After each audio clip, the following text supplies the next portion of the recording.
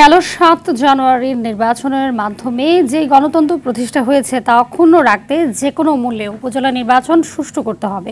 সকালে রাজধানীর আগারগাঁওয়ে নির্বাচন কমিশন ভবনে আসন্ন ৬ষ্ঠ উপজেলা পরিষদ নির্বাচন সুষ্ঠু করতে করণীয় নির্ধারণে সব জেলা প্রশাসক, পুলিশ সুপার ও বিভাগীয় কমিশনার সহ সংশ্লিষ্টদের সঙ্গে বৈঠকে এসব কথা বলেন প্রধান নির্বাচন কমিশনার কাজী হাবিবুল আউয়াল।